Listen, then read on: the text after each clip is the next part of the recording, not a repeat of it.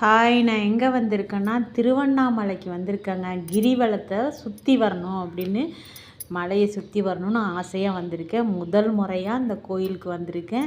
கிரிவலம்னா என்னன்னே தெரியாது எனக்கு. இந்த மலையை சுற்றி வரணும் அப்படின்னு நினச்சிக்கிட்டு இருந்தேன். அங்கே போனோன்னு தான் தெரியும் கிரிவலம்னா இதான் அப்படின்னு எனக்கு தெரிஞ்சிச்சு. அப்போ தான் ரோட்டில் பஸ் ரூட்டில் அந்த மலைகள் நடுவில் இருக்குது. அது கோயில் எல்லாம் அப்படியே அந்த ஊரே சுற்றுற மாதிரி இருக்குது. 16 கிலோமீட்டர் இருக்குது. இப்போ வந்து நம்ம கோயிலுக்கு நான் போகணும் அப்படின்னு எனக்கு என்னமோ தோணிக்கிட்டே இருந்துச்சு. அந்த மாதிரி தோணுனாலே திருவண்ணாமலையை வந்து நான் கோயிலுக்கு போகணும் அப்படின்னு நினச்சாலே அவ்வளோ ஒரு தரிசனமாங்க, அவ்வளோ நல்லதான். அப்போ அங்கே போய் சுற்றி வந்தால் எவ்வளோ நன்மைகள் கிடைக்கும், எவ்வளவு என்ன நினைக்கிறீங்களோ அந்த நினச்ச காரியம்லாம் நடக்கும். சித்தர்கள் கண்டிப்பாக வந்து ஏதோ ஒரு ரூபத்தில் வந்து தெரிவாங்க, காட்சி அளிப்பாங்க. அவங்க போனீங்கன்னா வந்து யாருக்கோ கஷ்டப்படுறவங்களுக்கு யாருக்காவது ஒரு தானம் பண்ணிட்டு வரணும். அவ்வளோ ஒரு நன்மையாக இருக்கும், நல்லாயிருக்கும்.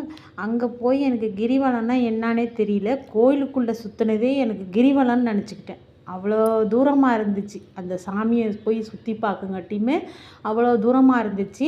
அதுக்கப்புறம் வெளியில் வந்து ரோட்டில் நடந்து போயிட்டே இருந்தோம். என்னங்க ரோட்டில் நடந்து போயிட்டே இருக்கிறோம், எங்கே அழைச்சிட்டு போகிறீங்க அப்படின்னு எங்கள் வீட்டுக்காரர் கேட்டேன். இப்போ தாண்டி கிரிவலம் சுற்ற போகிறோம் வாடினாங்க. அப்போ உள்ளர சுற்றுனது என்ன அப்படின்னு கேட்டேன். அது வந்து சாமியை பார்க்க சுற்றிக்கிட்டு இருந்தோம். இது வந்து கிரிவலம்னா இந்த மலை இந்த ரோட்டை சுற்றி வரணும், 16 கிலோமீட்டர் இருக்கும் அப்படின்னு சொன்னாங்க. நம்ம வந்து சாமி கும்பிட போகிறோன்னா சாமியை வந்து மட்டுமே நினச்சிக்கிட்டு கிரிவலத்தை சுற்றினோம்னா கண்டிப்பாக நமக்கு நடக்கிற தென்பும் தைரியத்தையும் நமக்கு கொடுப்பாரு, நல்ல அருளையும் கொடுப்பாரு. நான் கோயிலுக்குள்ளே சுற்றினதே எனக்கு முடியல, போதுன்னு ஆயிடுச்சு. அதுக்குன்னு 2 நாள் ஒதுக்கணும்.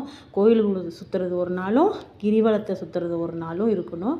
கண்டிப்பாக அடுத்த வாட்டி நான் போனேன்னா கிரிவலம் சுற்றிட்டு தான் வருவேன். இந்த வீடியோ பிடிச்சிருந்தா லைக் பண்ணுங்கள்.